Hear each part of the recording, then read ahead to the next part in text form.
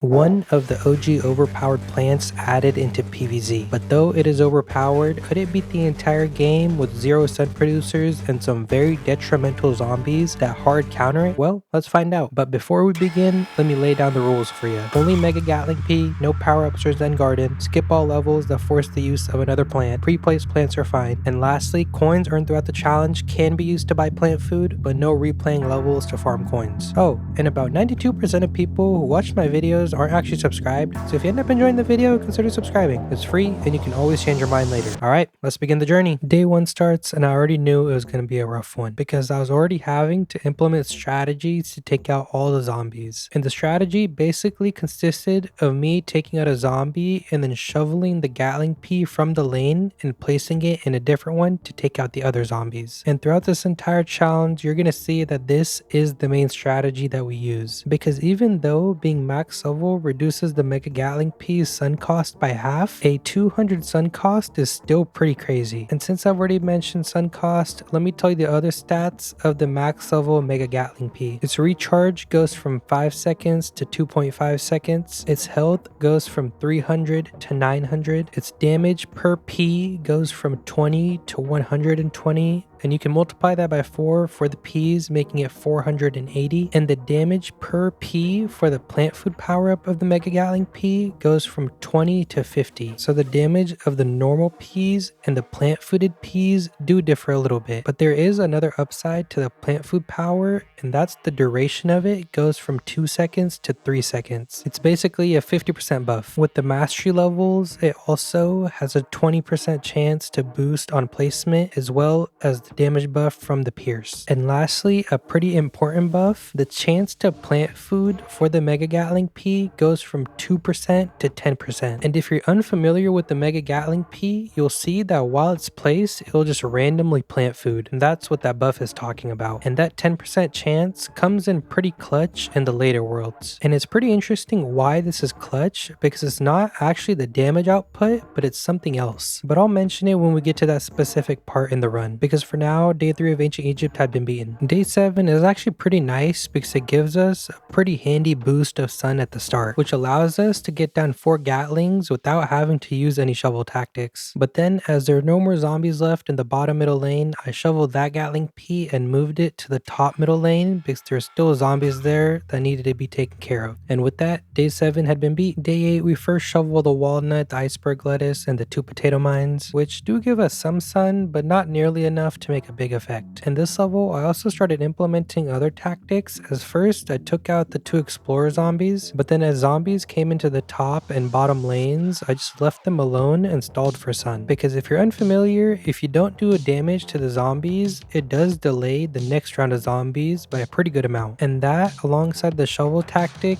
is the most useful strategy that we use. Oh, and a lot of lawnmowers get used in this run as well, as they are basically a necessity in a lot of the levels. Day 9, you can see that I first stalled the zombie in the middle lane until I felt like I had enough sun. And using some shovel tactics, I took out the zombies in the bottom 2 lanes, and then farming enough sun to get a 3rd Gatling for this explorer zombie in the middle lane. And as the level was coming to an end, I knew I wasn't going to get a 4th Gatling down, and it would be just most efficient to shovel and replace, which is exactly what I did for the bottom lane, but for the middle lane, I just launched my lawnmower, saving me some time and beating day 9. Day 10, I stalled pretty heavy in the beginning, as before even the halfway point, I'd gotten down 3 Gatlings. And by the halfway point, the raw zombie was getting really close, and I got a 4th Gatling to take it out. But sadly, as the final wave was coming in, I couldn't get down the 5th one, as I just defaulted to using the shovel, beating day 10. Day 12, no flags, and it starts off normally with me stalling for sun, but then we see our first coffin zombie, which very quickly helps us learn that damage isn't the problem with Gatling Pea, as the coffin zombie just gets bursted down within a second. Like for example, in the top lane, this Gatling Pea plant fooded and bursted down the entire lane without a problem, beating day 12. Day 13 had 1 flag and the mold colonies in the back. And the mold colonies are a little bit of a hindrance because they give us less time and space to work with. But since we still are in Ancient Egypt, the zombies weren't too big of a deal, as they were being sent at very slow paces, allowing me to shovel and replant my Gatling Peas very easily and beating day 13. Day 14 had 2 flags, and the number of flags can can be a good thing, but also a bad thing. And it all depends on how fast the zombies are being sent. Because if there's multiple flags and the entire level is very slow, it's a good thing for us because we're able to get down more Gatling Peas. But on the other hand, if it's multiple flags and the zombies are being sent in very quickly, it can be a very big problem because there's a chance we don't get our Gatling Peas down fast enough, or the sun falling from the sky isn't good enough for the shoveling and replanting tactics. Because if you haven't noticed, every time we shovel and replant, we're losing 50 sun. Like for example, the Gatling Pea costs 200, but when we shovel, we only get 150 sun back. And day 14 was a pretty slow level, so it was easily beat. Day 15 is my second favorite type of level in this Gatling Pea challenge, in which we have to protect endangered plants, but the endangered plants are sunflowers, which provide us enough sun to get down 5 Gatling Peas and then not have to worry about micromanaging them. It's sort of a break from the chaos. But day 16, we went back to normal with 2 flags and no additional support, starting with stalling this first zombie for a little while, and then also the second zombie until it got halfway through the map, and then semi-stalling these two, as the first one I took out pretty early, and the second one got pretty far, but I took it out as I was getting too close. And by the time the final wave was about to be sent in, there was an explorer getting too close in the top lane, but thankfully we acquired 200 sun and took it out. And now the only lane we had to worry about was the bottom middle one, and we just shoveled and replanted a Gatling Pea to take him out, beating day 16. Day 17 only had 1 flag, and there was a special challenge that we could only place 14 plants on the map, but I'm pretty sure that's impossible with the Mega Gatling Pea and its insane cost, so we can kind of just ignore the challenge and play the level normally. And this was a very slow 1 flag level because before the final wave was even sent in, we had 4 Mega Gatling Peas down and halfway to the 5th one. And as all the other lanes took out the zombies, the bottom middle lane was the only one left, and we actually got our 5th Gatling Pea down on a 1 flag level, which is pretty crazy. And day 18 is my favorite type of level because all I do is prep defenses. Day 19 had 1 flag, and the main challenge was the 2 mold colonies in the back. To start off, I stalled as long as possible with the first zombie, but that actually also took out the second zombie, which was a little bit of a hindrance because it kind of interferes with our stalling strategy, and the zombies just get sent in way faster. But since we had gotten 3 Gatling Peas down already, we were in a pretty good spot, and the rest of the level was just me shuffling the 3 around in the lanes that they were needed in. And you have to be careful with the explorer zombies because if they get too close and you plant the Gatling Pea too late, they can just instantly burn the Gatling Pea, basically making for a 200 sun loss. As that didn't happen, day 19 was beaten. Day 20 was even better than the first endangered plants level because this time we had 4 sunflowers, and this level had 2 flags, but way before we even made it to that first big wave, we got down 5 Mega Gatling Peas. And the rest of the level was just complete annihilation of the zombies by all the Gatling Peas, and very easily day 20 was beaten. But day 21, of course, we go back to normal with 1 flag and having to install the stalling tactics once again, and after getting down 3 Gatling Peas, the shoveling tactics were put into place. And my goal was always to get down 3 Gatling Peas and then try doing the shoveling because it basically makes it to where I don't have to worry about 2 lanes and it's only 3 lanes that I have to prioritize, which basically just makes it much easier on me and it gets harder for me to get overwhelmed. And applying this strategy, day 21 was taken down. Day 22 had 2 flags and only 1 mold colony column in the very back, which isn't much of a hindrance at all since there's only 1 tile of time that gets taken out, and the stalling tactics still work very well. And once again, getting down the 3 Gatlings, I started shoveling and replanting, but I wasn't having to do too much of it, so by the time the first big wave came in, I'd saved up enough sun to get a 4th Gatling down, making my job even easier. And even better, by the final wave, I'd gotten enough sun to get my 5th one down, taking out the final zombies and beating day 22. Day 23 had once again 2 flags, but no mold colonies this time. And by the time the first big wave came in, I had 3 Gatling Peas down, and by the time the final wave came in, I got my 4th one down. And remember when I said the explorer zombie could be a problem if it gets too far? Well, in the top lane this happened, where I placed a Gatling Pea and it just got instantly burned, so I had to let the explorer get through to the lawnmower to take out all the zombies. But that was the only hiccup in this level, as the last zombie was a bucket head and day 23 was beaten. And now we're on the last level of Ancient Egypt, day 24, where we get to prep our defenses. And there we have it, all of Ancient Egypt was beaten using just a max level Gatling Pea. Next up,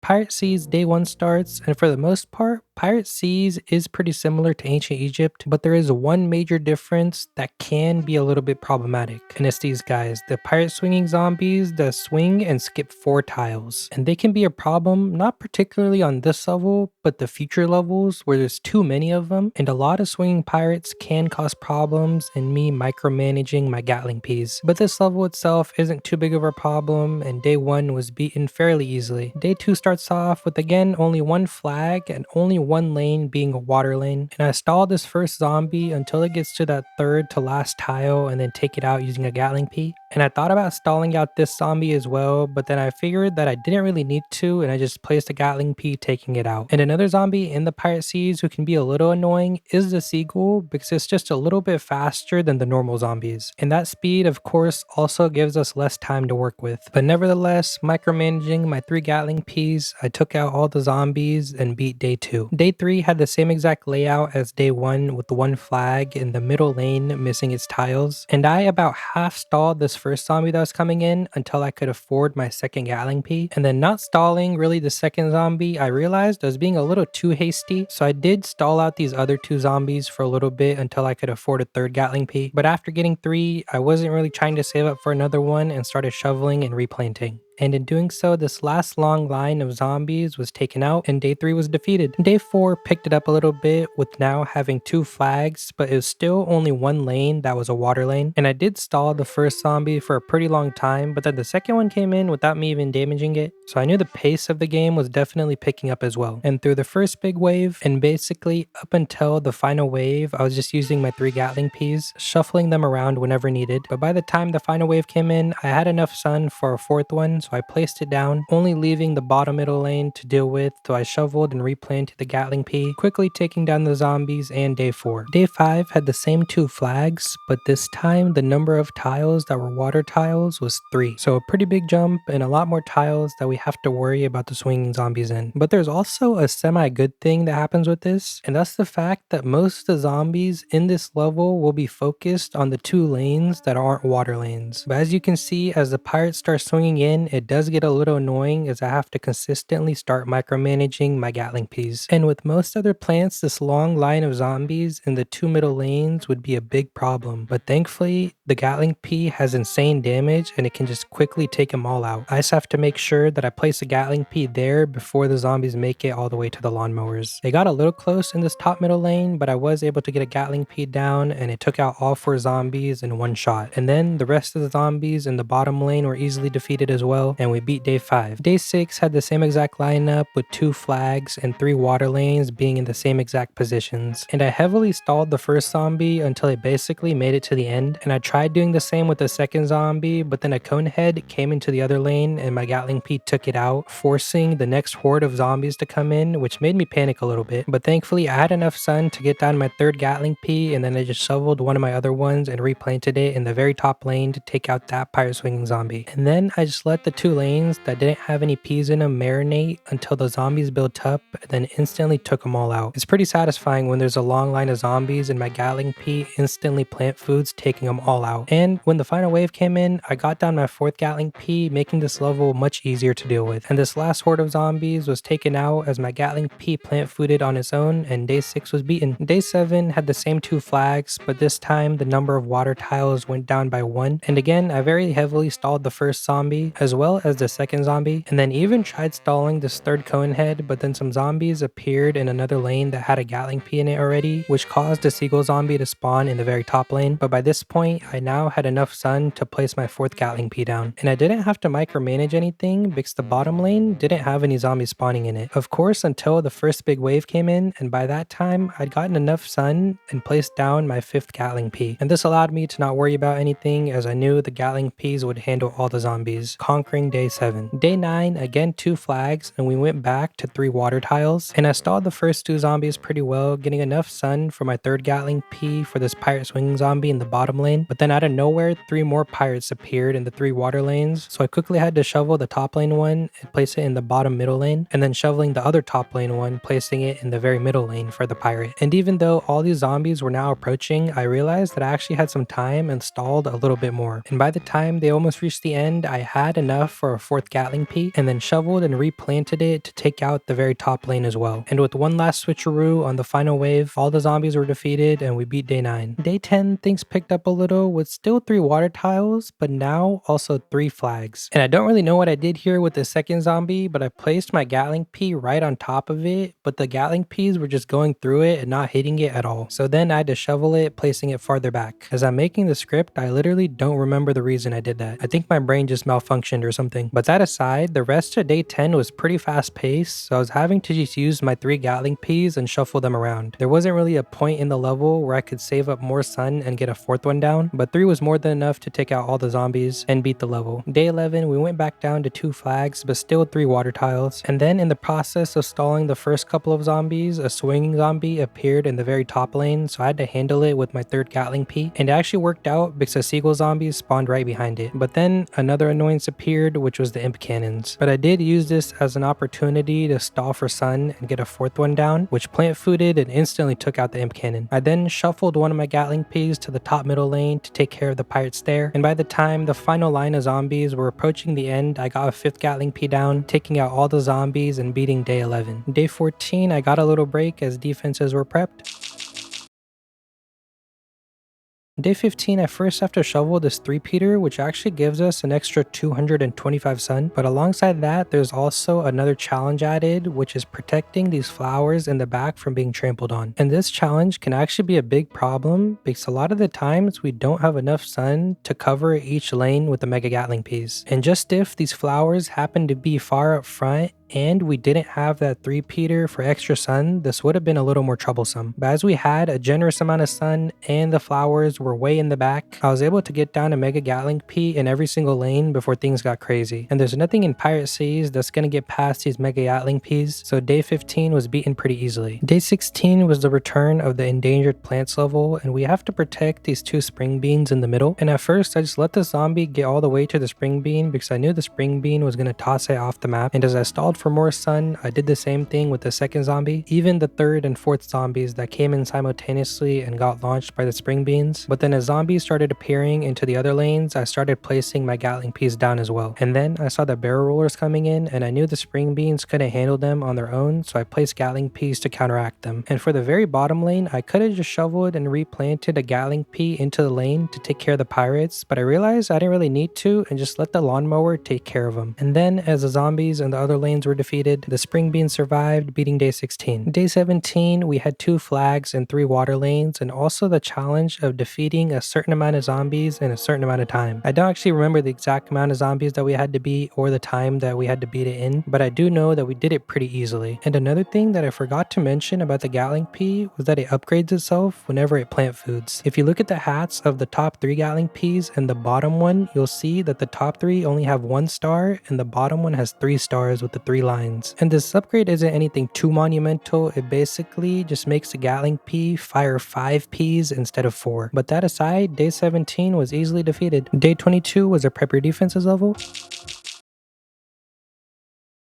And in the face of the Mega Gatling Pea, the imp cannons are basically pointless, allowing me to easily take down day 22. But day 23 on the other hand was actually a pretty scary level, due to the reason that it was a protect the flowers from being trampled on level, and they were actually a little more far forward than the previous time. But thankfully we did have about half the map to work with and stall for sun, which is exactly what I did with the first 2 zombies, and even the 3rd zombie getting down a 3rd Mega Gatling Pea. And I got a little scared right here because there was a seagull zombie and a normal zombie approaching, and I didn't know which one to battle, but I realized the seagull actually couldn't trample the flowers, so I decided to focus on the other zombie, letting the seagull get taken out by the lawnmower. But then as more seagulls came in and there was no lawnmower and I did have 200 sun, I placed my 4th Gatling in that water lane. And now all I had to do was just micromanage the middle lane, which I pretty easily did, taking out all the zombies and defeating day 23. And here we were, the last day of Pirate Seas, day 24, where we once again have to protect these 2 spring beans from the zombies. And I knew this could be a problem if I get too hasty, so I did stall the zombies for a pretty long time in the beginning, even stalling the seagull zombie, letting it run over the spring bean and planting a mega Gatling Pea when it got close to the lawnmower. And then once again, I had to choose between the bottom lane or the top middle lane, and this time I just chose the bottom lane because I was scared of the pirate swinging zombie that was coming on to the spring bean. And this did lead me to losing the lawnmower in that top middle lane, and as other zombies were sent into that lane, I shuffled a Gatling Pea upwards into the lane, and by the time the final wave came in, we only had that one lane to worry about as the other 4 had been easily handled. And getting 200 sun, I placed my 5th Gatling Pea, which took out all the zombies, and we had now beaten all of Pirate Seas with just a max level Mega Gatling Pea. Next up, probably my favorite world of the entire run,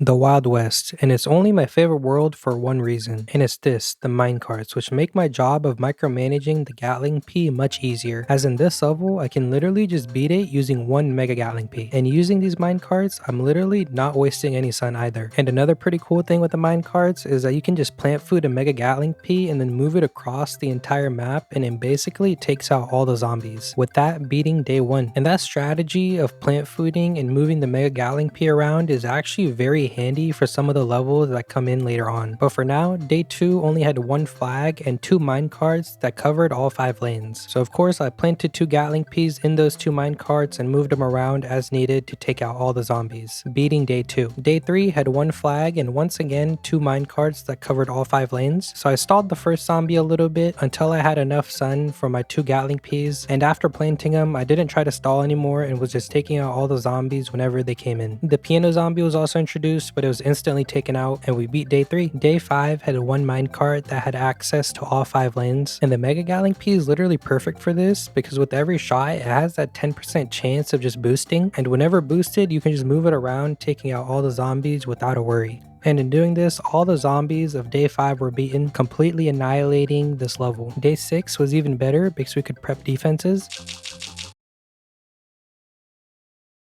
Day 7 had 2 flags and 2 minecarts that had access to all 5 lanes, and I only planted a Gatling Pea in the front minecart because it was closer to the zombies, meaning it would destroy the zombies faster. And of course, if things ever got hectic, I would just plant food and take out all the zombies in all the lanes. And day 7 was beaten with just 1 Gatling Pea. Day 10 only had 1 flag, but once again had a minecart that had access to all 5 lanes, but I can't just use this 1 Gatling Pea on this level because I'm very familiar with it, and I was already aware that this level would have the chickens. So I stalled this top lane zombie until I could get my 2nd Gatling Pea, but then jumped in the main problem, which was the chicken wrangler. And honestly, I was pretty confident in beating it, so I let the Mega Gatling Pea hit it, but then I realized there's too many chickens, so I was quickly having to maneuver it up and down, barely getting all the chickens. And that was only 1 chicken wrangler, so I was definitely gonna have to be more careful with the future ones, because if multiple are sent at once, it could definitely become a problem. Like right here in the top middle lane where the chickens almost made it to the lawnmower with me catching them at the last second. But with too many chicken wranglers on the screen, I applied my superpower and plant fooded the front lane Gatling Pea, allowing it to take out almost all the chickens with a 2nd superpower. And as the final wave came in, I was prepared and plant fooded right away, but the final wave actually didn't send any chickens and day 10 was beat. Day 11 doesn't specifically have any chicken wranglers, but there is another problem in which we can only spend 500 sun. And we're very lucky that this minecart in the back exists, because if it didn't, we'd only be able to plant 2 Mega Gatling Peas and it would be basically impossible to beat this level. But maneuvering the Gatling Pea up and down, we beat all the zombies, and day 11 was handled pretty easily. Day 13 has 2 flags and also is pretty generous with the 2 minecarts in the back. But once again, I only make use of 1 and just constantly plant fooded to take out all the zombies, which this time also included the mechanical bulls, but they also just get 1 bursted. And as the final wave came in, I used the plant food, moving the Gatling Pea up and down in every single lane, taking out all the zombies and defeating day 13 very easily. Day 14, like day 10, I was aware of, and it had chicken wranglers. So to start off, I heavily stalled the first zombie until it was basically at the end, and then I also stalled the next 2 zombies in the middle and bottom lanes, and by the time the first chicken wrangler came in, I did have 3 Gatling Peas down. And right after I attacked it, my Mega Gatling Pea actually plant fooded on its own, so I used the opportunity to take out all the chickens. But this actually led to more chickens spawning for more chicken wranglers, so I had to use another plant food for the rest of the chickens. But this this took out another chicken wrangler, making even more chickens spawn, so I had to use another plant food. And now, as the final wave was approaching, I did have plenty of plant food stocked up, so I used one right away, and then also a second one for the remaining chickens. But in doing this, one chicken actually survived right on top of the Mega Gatling Pea, and the Mega Gatling Pea actually couldn't hit it at all. So I planted one right behind it, and we beat day 14. Day 15 did only have one flag, but it also had the special challenge in which we couldn't lose more than 2 plants. But once again, we got pretty lucky with the mine carts because they could access all 5 lanes. Because as you know, my main strategy is just shoveling and replanting the Gatling Peas, but in this case, I couldn't shovel them because shoveling counts as losing a plant. So if the minecarts didn't exist, I basically would have lost. But since they do exist, day 15 was easily beaten. Day 16 was a return of the endangered plants level where we had to protect this walnut, but we can maneuver it around if we need to. And I began the level off by stalling the first zombie, and then with a little more stalling, I'd gotten down 4 Gatling Peas. But in my attempts to get a 4th one down, things actually got a little chaotic with the dynamite zombies, and I actually ended up having to sacrifice my lawnmower in the very bottom lane. And then I planted a Mega Gatling Pea in the bottom lane to take care of this dynamite zombie, but the dynamite zombie was right enough behind it that the Gatling Pea couldn't hit it, so I had to shovel it and then wait for the dynamite to go forward. But at the same time, I realized that the dynamite was the only zombie left in that lane, so I just planted the Gatling Pea above it, which in the end forced the dynamite zombie to eviscerate itself. And day 16 was defeated. Day 17 was the return of the protective flowers from being trampled on level, but we had once again generously been given 2 minecarts with access to all 5 lanes, which makes it to where I don't have to worry about stalling and collecting sun. And with the plant food ability, all the zombies weren't much of a threat, allowing me to protect the flowers pretty easily and beating day 17. Day 18, I prepped defenses.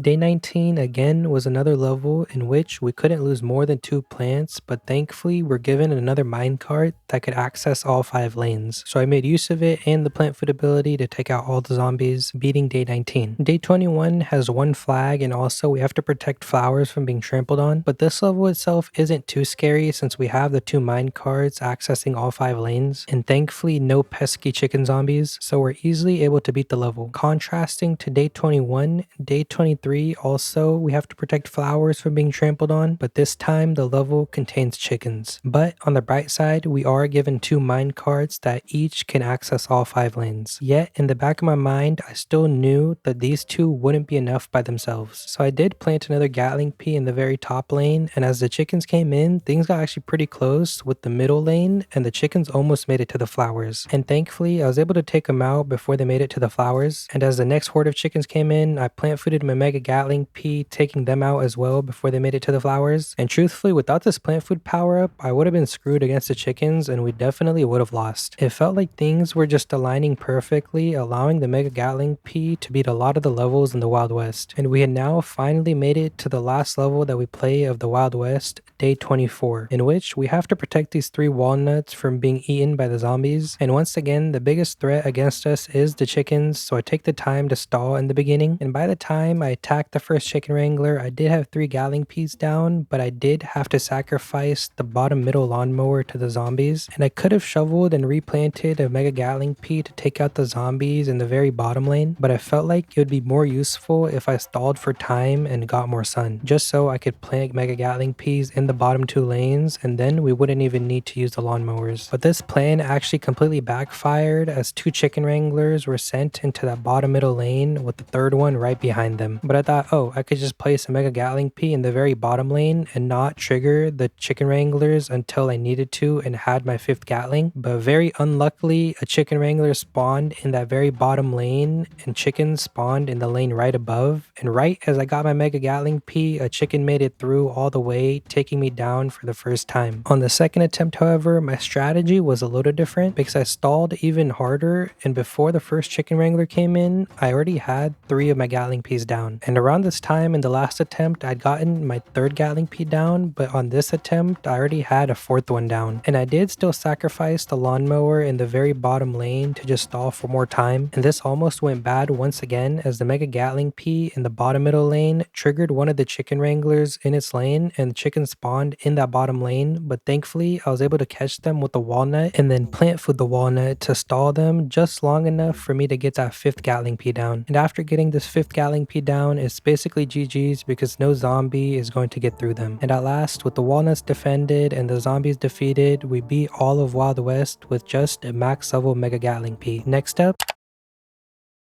Frostbite Caves, a world full of snowstorms, which in most cases will freeze your plants, and that can be a very big annoyance for the expensive plants like the Mega Gatling Pea. But the first state doesn't have this, and we only have to place Mega Gatling Peas in these 3 lanes because there's 2 redirection pads that make all the zombies funnel into those lanes. Day 2, however, does bring in the snowstorms, but thankfully the snowstorms take 2 hits from them to completely freeze your plants, so I can just shovel them when they get hit once. And in this process, I do lose 50 sun per Mega Gatling Pea, but it's better than losing the full 200. So whenever needed, I just shoveled them and then replanted them in the lanes that needed them. And using this strategy, day 2 was beat. Day 4 has 2 flags, and for some reason, I didn't really stall in the beginning of the level, which brought in the next horde of zombies very quickly, which for most of the level forced me to just go back and forth with 2 Mega Gatling Peas. But thankfully, right before the final wave, I was able to get my 3rd one down, which made it much easier to deal with all the zombies. And eventually, day 4 was beaten. Day 6 basically had the same setup as day 1 with the 2 redirection pads pointing them towards the 3 middle lanes. The differences, of course, were the 2 flags, the winds, and also the 2 sunflowers frozen behind the redirection pads. And the snowstorms this time were a little bit more annoying because one of my Gatling Peas actually got frozen, and since there's no space behind it for me to plant a Gatling Pea to break the ice, it had to stay frozen throughout the entire level. And with a few zombies left at the end, the top lane snowball thrower got a shot off on my Gatling Pea and actually froze a second one. So I had to shovel and replant my other Gatling Pea to take care of the snowball thrower, doing the same thing once again for this last snowball thrower, finally beating day 6. Day 7 had 2 flags, 2 frozen split peas, and 2 frozen Yeti imps with 4 redirection pads. And the redirection pads are basically the same as last time, as at the end they point towards the 3 middle lanes. So once again, of course, my focus was to plant my Gatling Peas in those lanes. Oh, and once the split peas broke from the ice, I shoveled them and got some nice extra sun, which helped me plant some more Gatling Peas and have some sun in my bank for,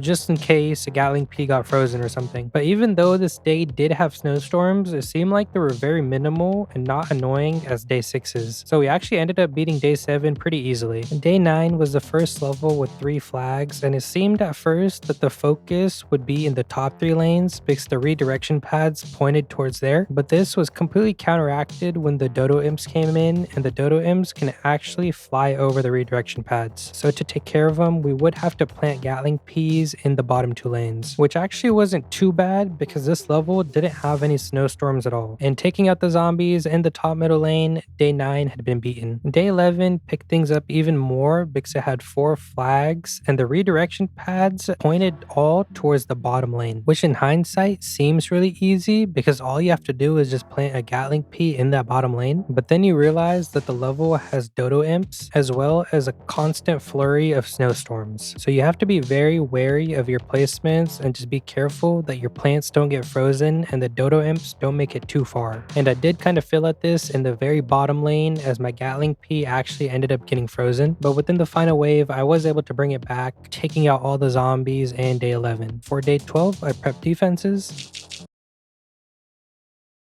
Day 13, we had 4 flags, and also we had to protect these flowers in the back from being trampled on. And I remember this being a little bit of a tricky level because it also introduces the Gargantuar or Frostbite Caves, which if you're not prepared, can catch you off guard, launching its imps, which sometimes trample the flowers. Oh, and there's also snowstorms that you have to be careful of. But also, similarly to some previous levels, the redirection pads make it to where we only have to worry about the middle 3 lanes, which I was able to do pretty easily throughout the entire level. But then within the final wave, the Gargantuar came in and it was in the bottom lane, so I knew I was going to have to plant a Gatling Pea there, and I instantly plant fooded it, which immediately took out the Gargantuar. And that really just shows you the power of the Mega Gatling Pea, and I don't really have to worry about even the tankiest of zombies. I just have to make sure that there is a Gatling Pea in that lane that the tanky zombies are in. Day 15 is a pretty interesting one because it has 4 flags and 2 pepper pults that we have to protect, and the pepper pults are a nice nice addition because they warm up your plants that are nearby them and you don't have to worry about the snowstorms for those plants. But a problem did occur where I was so focused on the middle lane because the dodo had gotten really far, so I planted a Mega Gatling Pea there, but I didn't realize that in the bottom lane a zombie made it to my pepper pole, and soon as I tried to plant food it, the pepper pole got eaten, which made me lose on my first attempt. On the second attempt, however, I made sure to plant a Gatling Pea behind that pepper pole so this wouldn't happen again, but then it almost happened in the very top lane, so I quickly shoveled my Gatling Pea in the middle lane, planting a Gatling Pea in that top lane. And now with the pepper pole semi-safe, I was maneuvering my Gatling Peas around to take care of the rest of the zombies, and on our second attempt, we're very easily able to beat day 15. Day 17 had 2 flags, and also alongside it, 3 frozen fume shrooms and 2 charred guards. And these were actually pretty nice because as soon as the ice broke, I would just shovel the fume shrooms and the charred guards for some extra sun. And this sun was actually very much needed in this level because the amount of snowstorms was crazy, and the snowstorms were making me constantly shovel all my Gatling Peas, making me lose a lot of sun. And the thing about frostbite caves and the snowstorms is that you don't want to have 5 Gatling Peas down at once. You want to try to keep it to either 2 or 3 and then maybe sometimes 4, and this is due to the reason that if you have too many, it's very hard to keep track, and then sometimes you'll end up losing your Gatling Peas to the snowstorms. But if there's only 2 or 3, it's very easy to shovel them very quickly and just replant them. But aside from that, day 17 was beat. Day 19 had 3 frozen walnuts and a lot of frozen plants in the very back that sadly we couldn't unfreeze, but if we could, we would have gotten a hefty amount of sun, which would have been nice this level because it also had a lot of snowstorms like the previous level. And these zombies in the top middle lane almost made it past that final tile, but I got sun at the last second, planting my Gatling Pea down and taking them out. But then I had a dodo to worry about in that top lane, so I shoveled a Gatling Pea from that bottom lane, replacing it in that top lane. But then a problem occurred where we had 2 back-to-back snowstorms and I wasn't able to shovel all my Gatling Peas fast enough, and I ended up losing 2 of them, costing me 400 sun in total. And at first I had to just defend with 1 Gatling Pea, but then I got enough sun for a second one as well. But then unfortunately another snowstorm took out one of my other Gatling Peas, and then the final wave started coming in. And since there wasn't any time to recuperate, I knew I was gonna have to just use this 1 Gatling Pea to take out all 5 lanes. So I was shoveling and replanting it as fast as I could. And this actually ended up working out pretty well as I had just enough sun to get this last bucket head, and after taking it out, day 19 had somehow been beaten. Day 20 is a pretty annoying level because it has 3 flags, too many snowstorms, and lastly, these 3 redirection pads are pretty useless as they still make me focus on 4 of the lanes. Mathematically, the only lane that we don't have to worry about is the bottom middle lane because the redirection pad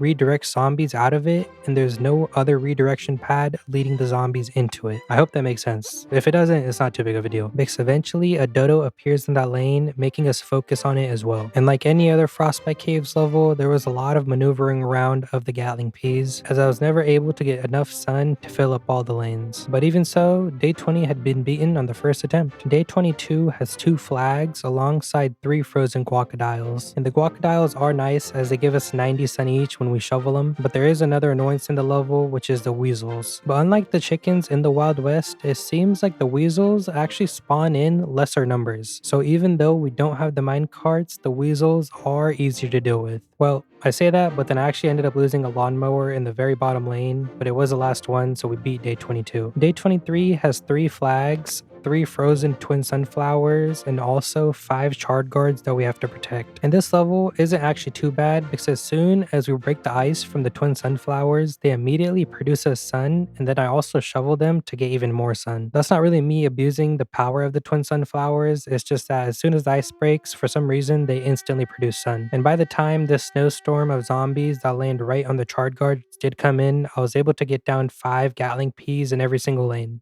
And with no snowstorms in sight, day 23 was beat. But then day 26 is maybe the worst level in the Frostbite Caves for the Mega Gatling Pea. And it's mainly due to the 3 frozen weasel hoarders in the very front. And they're very annoying because I can't really place Mega Gatling Peas right in front of them because as they break from the ice, the weasels will come out and I won't be able to defend against them. So my plan was to save up enough sun for 3 Gatling Peas and then instantaneously place them all so I could take out the weasels as soon as they came out. This this actually ended up working out pretty well up until in the bottom lane, the zombie got too far, so I had to shovel the Gatling Pea and then sacrifice the lawnmower. But then there's the other problem of the snowstorm, so I did have to shovel my Gatling Peas that were half frozen just in case they were fully frozen later on. And as the third big wave is coming in, my main goal was just having a Mega Gatling Pea in the lane without the lawnmowers, just so they'd have extra protection and a zombie couldn't fully get through. But then as the level started progressing even more, I did have to switch them around a little bit, but the final wave was very generous and it didn't have any weasels in it, so I knew we were safe and could just plant the Gatling Peas wherever they were needed. And in doing this, day 26 was beaten. Day 27 is pretty nice because it doesn't have any snowstorms and I can just get a Gatling Pea down in every single lane. For some other plants, this level is a little annoying because the zombies in this level are very tanky with the cavemans and the gargantuars, but if we're able to get down the Gatling Pea in every single lane, there's no zombie that's going to get past them. And after getting down a Gatling Pea in every single lane, this is exactly what happened as the gargantuars couldn't even make it past the first tile. Day 27 was beaten, with us now being on day 28, the last level we play of Frostbite Caves, where we first prep some defenses. And I did lose some lawnmowers in this level because my Gatling Peas got frozen and then the weasels kind of ran over them all the way to the lawnmowers. But then I just planted more Gatling Peas and this helped me beat the rest of day 28 and all of Frostbite Caves with just a max level Mega Gatling Pea. Next up, Lost City, maybe the biggest double-edged sword in this entire challenge. On one hand, basically every level has these gold leaf tiles in the ground that give us extra sun. And this makes planting the Gatling Peas very easy and I don't really ever have to stall. But on the other hand, we're introduced to one of the more annoying zombies against the Mega Gatling Pea, which is the Shovel Zombie, which against the Mega Gatling Pea's attacks is invulnerable and we can't hit it in any way. But nonetheless, there still is a strategy that we can use to defeat the levels that have those guys in them. But as day 1 didn't have them, we beat it pretty easily. Day 2, we quickly shovel these 3 red stingers that give us a pretty hefty amount of extra sun, and then we take the opportunity to plant our Mega Gatling Peas as quickly as we can on the gold tiles so they start producing a sun as fast as possible. And in doing this, we got down our 5th Gatling Pea before the final wave even came in, and even faster the level was beat. But then we stumbled upon day 4. Again, a pretty decent amount of gold tiles for the sun production, but the very first zombie introduced was the Shovel Zombie. And for now, since I can't really do any damage to it, I kinda just let it get all the way through to the lawnmower. But then a second one appeared in the bottom middle lane, and you can see that the Gatling Pea doesn't do any damage to it. So I shoveled it and replanted it in the bottom lane, letting the Shovel Zombie get to the mower and being taken out. But as the final wave came in, we had 3 Shovel Zombies, each in the 3 lanes that still had the mowers. So for now, we're technically saved by the mowers and the fact that each lane only got 1 Shovel Zombie in the entire level. The main problem comes in when we have a Shovel Zombie that comes in very early on into one lane, and then we end up letting it take the lawnmower, but then later in that level, another Shovel Zombie appears in the same exact lane. And at that point, we basically can't do anything about this second Shovel Zombie, and it makes it all the way to the end, taking us down. But there is a way to counteract this, so let's see what it is. The main way to counteract this is that whenever the Shovel Zombie comes into the lane for the first time, we to our best abilities plant a Mega Gatling Pea right behind it so it can't shovel it backwards, but instead has to hit the Gatling Pea trying to take it out fully. But then as the Mega Gatling Pea gets low in health, we shovel it and then replant it right behind it again. And this allows us to semi-stall that first Shovel Zombie until the second one comes in. Installing all the Shovel Zombies until the final wave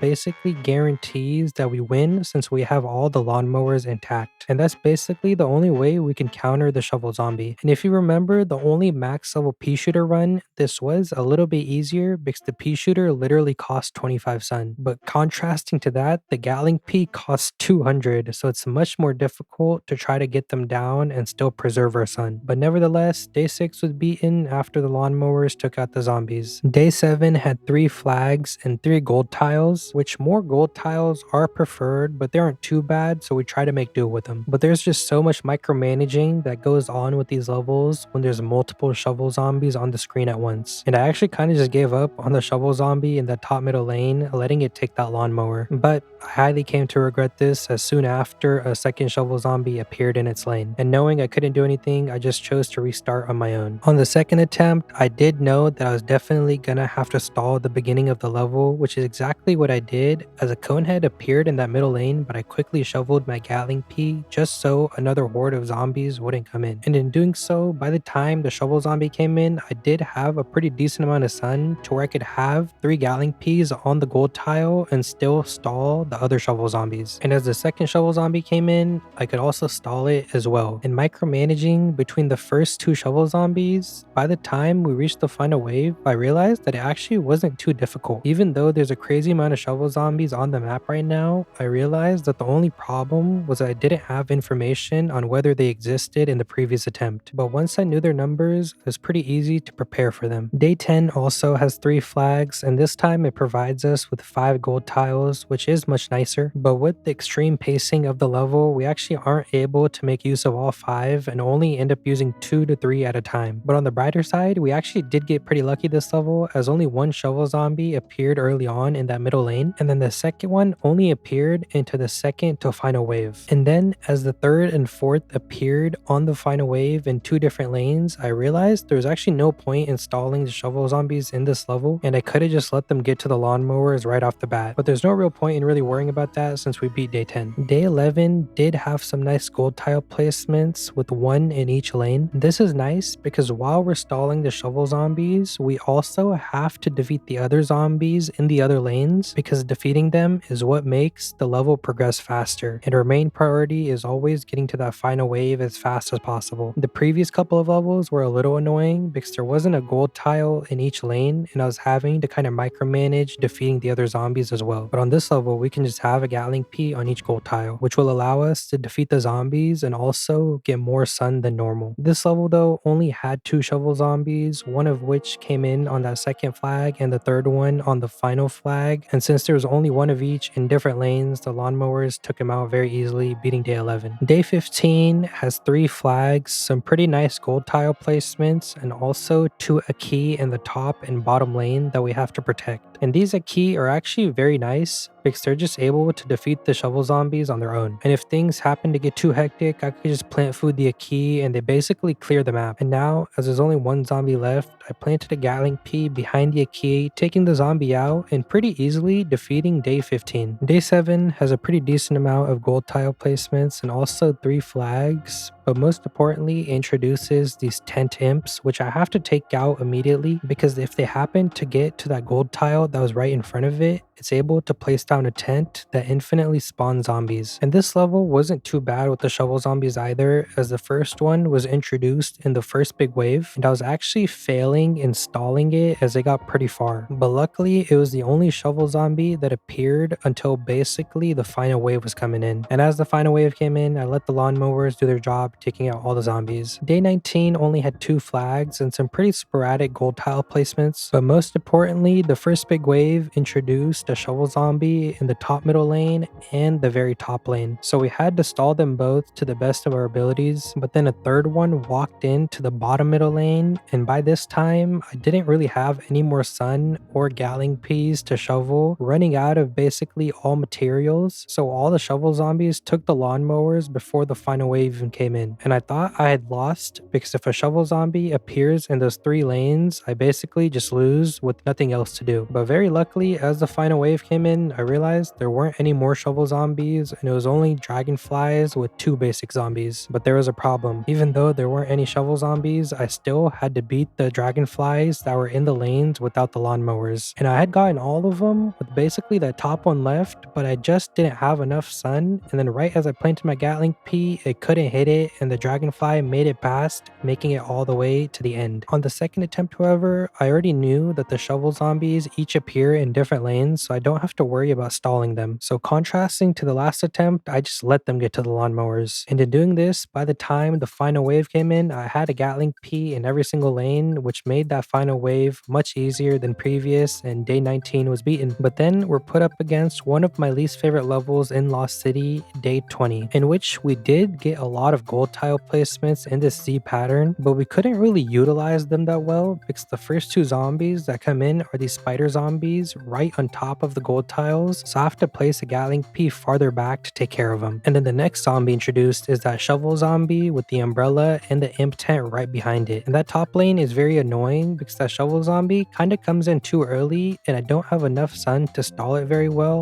alongside taking care of the other zombies. So I kind of just let it get to the lawnmowers, hoping that no more shovel zombies appear in that lane. But as we're nearing the end of the level, another shovel zombie did appear there. And with nothing in my power, that shovel zombie pretty easily made it to the end, taking me out on my first attempt. On the second attempt, I chose to first ignore the parachute zombies and place a Gatling Pea in the top lane so I could just get more sun to start off. And it seemed to be working as I was able to get down more Gatling Peas and more sun than I had on my previous attempt by this time. But then I kind of messed up because in the top lane, the Gatling Pea that I'd placed to stall the shovel zombie actually got beaten by the shovel zombie before I could shovel it. And at that point, I basically made the decision to restart because I felt like I wasn't going to win. On the third attempt, however, something pretty cool happened, because if you remember from the very start of this challenge, I mentioned that 10% chance of the Gatling Pea plant footing itself is very important later on. Well, now was that later on that I was talking about, because I planted a Gatling Pea in that top lane to stall the shovel zombie, and normally I'd have to shovel it because it was getting low on health.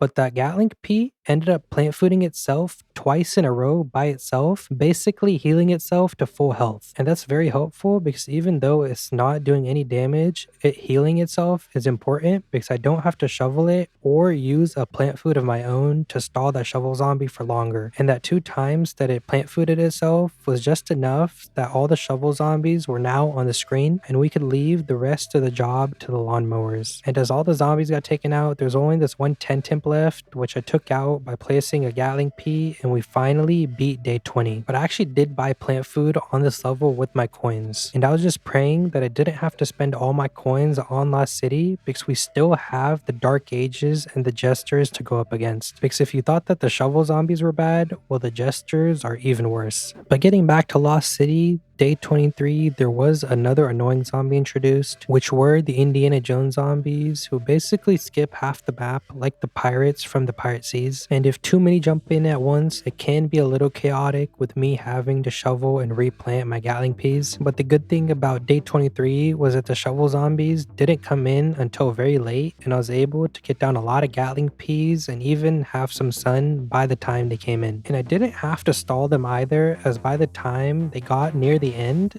the final wave had already come in. So I just allowed the lawnmowers to take care of them, beating day 23. But then we had to go up against, which was the impossibility of day 24. And I say that it's impossible because we have to protect these flowers from being trampled on. And since our only way to beat the shovel zombies is with the mowers, we can't actually beat this level. I mean, we can launch the lawnmower for this first shovel zombie, but as the game only allows you to launch one lawnmower per level, we can't do anything about these other 3 that come in. And so they always inevitably trample the flowers, and I can't beat this level in any way with the max level Gatling Pea. And this is actually the first level that we lost on with the Gatling Pea. So that's 1 level added to the count of lost levels, but let's keep on playing and try the rest of the game. You know, we can't just stop. We have to see how it fares against all the other zombies and all the other worlds. Day 25 was thankfully much easier as there's only 3 shovel zombies, each in all different lanes, so no stalling was needed and it was easily beaten. Day 26 actually seemed pretty bad at first as it only had 1 gold tile to work with, but thankfully it only had 2 flags, so it was going to be a shorter level. And even better, the first shovel zombie actually came in pretty far into the level, and I stalled it a little bit, but I didn't really need to as the final wave basically already came in, bringing a shovel zombie but in a completely different lane. So day 26, even though it looked pretty bad at first, was beaten pretty easily. Day 27 had 3 flags and 3 gold tiles, and I first stalled stalled these zombies so I could farm for some sun, as 3 gold tiles isn't a lot, and going up against 3 flags could be bad. But as I played on, the first shovel zombie only came in that second big wave, and barely stalling it with a couple of Gatling Peas, the final wave came in as well. And within the final wave, things seemed pretty overwhelming, but we did have our lawnmowers all intact, which took out all the zombies, beating day 27 on our first attempt. Day 29 was a little more generous with the gold tiles, but it also still had 3 flags. So I stalled for sun at first, but the first shovel zombie actually came in a little bit earlier than last time, so I did have to implement the stalling tactics, but then a Gargantuar also appeared, which was pretty easily taken out with the Mega Gatling Pea. But aside from the Gargantuar, we now had 6 shovel zombies on the screen at once, and we hadn't even made it to the final wave. And 6 is basically unmanageable, but thankfully the final wave came in at the last second. So I tried stalling the best I could, but I had to just let the shovel zombies get taken out by the lawnmowers, and thankfully there weren't any crazy behind stragglers, so we were able to beat this chaotic level on the first attempt. And then we started day 30, which is the last level we play of Lost City. And to start off, it looks insanely bad, even though we are given a generous amount of gold tiles, but looking in the back 3 columns, you can see that they're full of mold colonies. And this is bad because it gives us less time to stall for sun, as well as less time to stall the shovel zombies. And very unluckily, the shovel zombie appears very early on, and it's not just one, it's actually 2 in that top lane and the bottom middle lane. And I tried stalling them to the best of my ability, but 2 at once this early on is very hard to manage, and they kind of just slip through getting to the mold colonies and then eventually making it all the way to the lawnmowers. And now I basically just had to pray that the final wave didn't bring in any more shovel zombies in those 2 lanes. And thankfully, no shovel zombies appeared in those 2 lanes. It was only in these 2 lanes which the lawnmowers were going to handle. And with this lawnmower taking out this final shovel zombie, we'd be in all but 1 level of Lost City with the max level Mega Gatling Pea. Next up,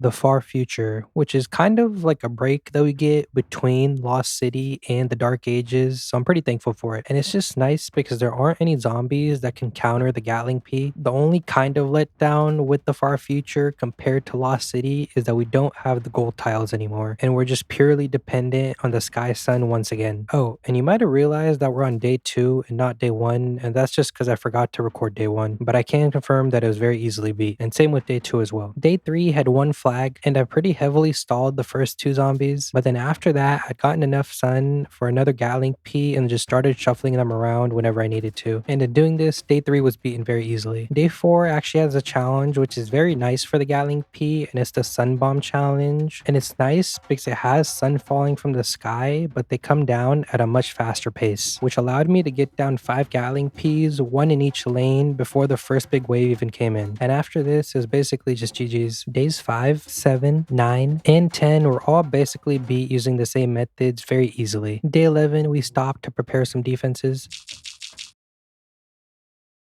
Days 12, 13, and 14 were no threat either. Day 15 had the challenge where we had to protect these 3 endangered citrons, which at first you're like, oh, the citron are going to be able to handle themselves and take care of the zombies approaching them, which they can and they will. But the problem is that them taking out the zombies also makes the other zombies come in even faster, which makes it so that you can't really stall for sun like I do in the previous levels. And due to this, I actually lost the lawnmowers in the top and bottom lanes. And this was due to the reason that I wanted my Mega Gatling Peas first placed behind the citrons so they'd have protection. But after I had a secure amount of sun, I started shuffling my Gatling Peas to the other lanes to take care of the zombies that were approaching there. And though it looked a little bad at first, day 15 was beaten on the first attempt. Day 19, we have another nice sun bomb level, and I was able to get down all 5 Gatling Peas by the time we're almost reaching the halfway point of the level. And then all the zombies were annihilated. Day 20, similar to that previous day with the citrons, has the challenge of defending the starfruit, but it also has the same problem where it hits the zombies, so the next horde of zombies come in even faster and I can't stall for sun. And this was a problem because the imps dropped down in those bottom 2 lanes, and I got so focused on them that I didn't realize that a buckethead was approaching my starfruit, and in doing so, the buckethead ended up eating the starfruit, taking me out on my first attempt. On the second attempt, almost the same exact thing happened in that bottom lane, but I realized it and plant fooded my starfruit fruit right away. And after this, I ended up losing even more lawnmowers, but I did have enough Gatling peas and enough sun to shuffle them around and beat the level pretty safely. Day 22, I prepped defenses.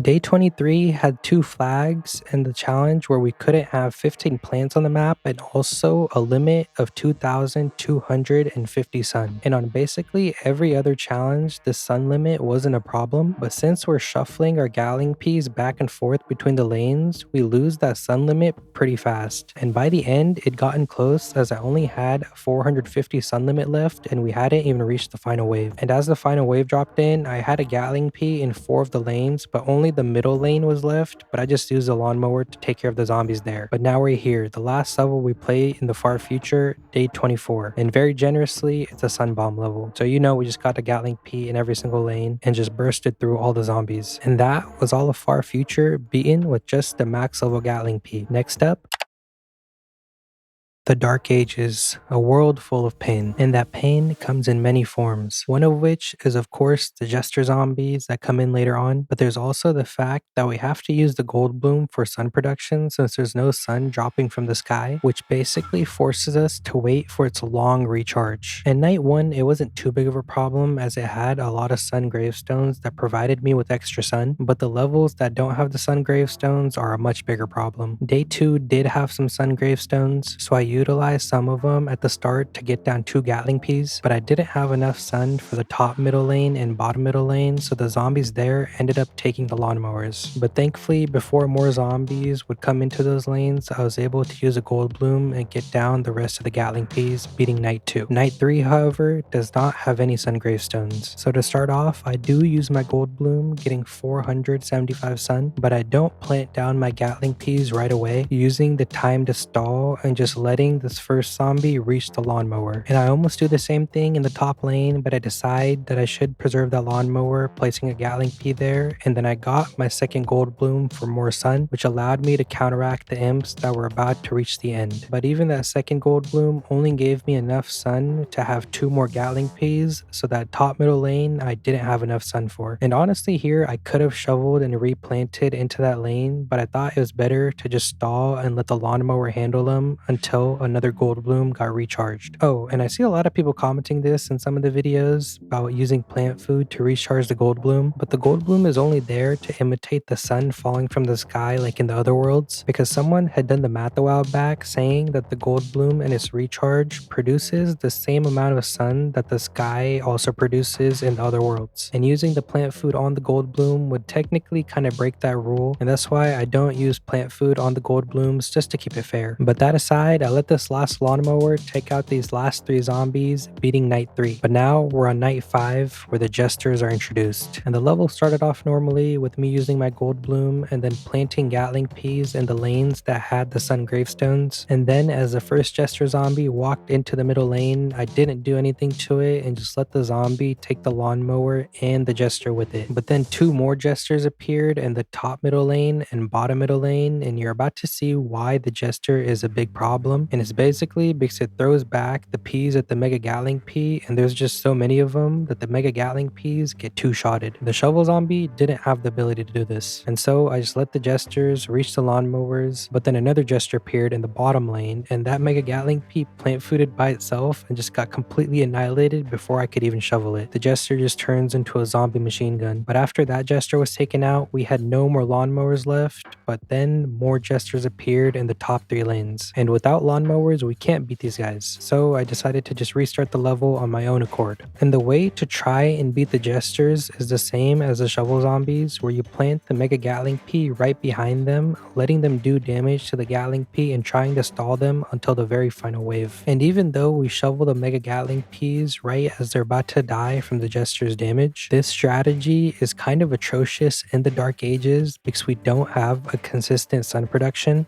And even worse, in Lost City, we had the gold tiles, which gave us extra sun. And so not wanting to waste any more sun, I had to just let the Jester go. And I knew this basically meant that I lost since a Jester ends up appearing in that middle lane in the final wave, but I wanted to just test how long it takes for the last Jester to come in. And even with me pretty consistently beating the zombies that were being sent, the amount of time it took for that second Jester to come in was 45 seconds. And doing the math, the amount of sun compared to the amount of time that it takes between the two Jesters and at the same time trying to defeat all the other zombies, it's literally impossible for me to stall that first Jester long enough for me to be able to beat this level. So this is actually the second level that we fully lose to without a way to win. But let's keep going, as it still gets worse. Night 6, we first prep defenses, and then two Jesters appear in the top and bottom middle lanes, and one Gatling Pea I was able to shovel, but the other one I just missed and couldn't get the sun back from it. I then planted two more Gatling Peas right behind the Jesters to try and stall them, but then I realized that I don't really know how the rest of the level plays out, so I kind of just let the lawnmowers take them and was prepared for this attempt to just be kind of an information attempt and try to see where the Jesters appear. And the next three Jesters appeared in the top, middle, and bottom lanes, taking out the Gatling Peas there, so I let the lawnmowers take them as well, and now is only the final wave we had to worry about, and praying that it didn't have any Jesters, and very luckily it didn't. So I was able to just shovel my Gatling Peas around, defeating all the zombies, and luckily beating Night 6 on my first try. Night 7 actually doesn't have any Jesters, but I still stalled this first zombie just to make it easier on myself later on in the level. And as my gold bloom was recharging and I didn't want to shovel and waste sun, I let the zombie in the top middle lane get dealt with by the lawnmower. And then with my second gold bloom, I had enough sun to plant down two more Gatlings, and then just enough sun to defend against that top middle lane. And as the final wave came in, the bottom four lanes were defended with the Gatling Peas, but I didn't have any sun for that top lane, but luckily the lawnmower took them all out. Night 9 introduced the potions which give the zombies a speed and health buff if they walk over them, and there were some sun gravestones that gave us a little bit of extra sun to work with. But as it wasn't really enough, I let this first zombie reach the lawnmower as I wanted to stall for time, and a good thing was that sun gravestones were actually respawning in some of the other lanes, but one of the sun gravestones actually spawned a Jester with the necromancy effect, which very quickly made it to that lawnmower. And then another Jester appeared in the very bottom lane, and it got double speed buffed by the two orange potions, which is a very bad combo for me. And I tried to stall it to the best of my ability, but I kind of just let it get through at the end. And then somehow two Jesters appeared in the two lanes that still had the lawnmowers intact. And now once again, I had my hands together praying that another Jester wouldn't appear in any lane, because if it did, it meant that I automatically lost. And fortunately, no Jester appeared, and all five of my Gatlings were able to burst down the zombies, beating Night 9. Night 11 was a level that introduces the wizard zombie, and it did have some sun gravestones, so I did have a little bit of hope, but then the Jesters walked in, and for some reason this level has something where you have to take out this Jester in order for that first big wave to come in, which of course brings in more Jesters and we end up losing. I did give it a second attempt, but then realized that this level was impossible due to the fact that that first big wave doesn't come in until this Jester is defeated, which is a big problem because it means that it doesn't matter that if I stall it, it won't bring in the other zombies until it's dealt with. And a Jester just so happens to spawn in its lane, so I realized that it was impossible and just exited. Jumping into Night 12, which is actually another impossible level, and it's due to the fact that we have to protect these puff shrooms, which basically blocks access to the lawnmowers, which normally isn't a problem. But with Jesters coming in and me only having access to the Mega Gatling Pea and puff shrooms, this level is impossible because the puff shroom inevitably gets taken out, and that makes this the fourth level we can't beat. Night 15, we're given sun to prepare our defenses, but this level sends in 5 Jesters, one in each lane right off the bat, and with no means to produce sun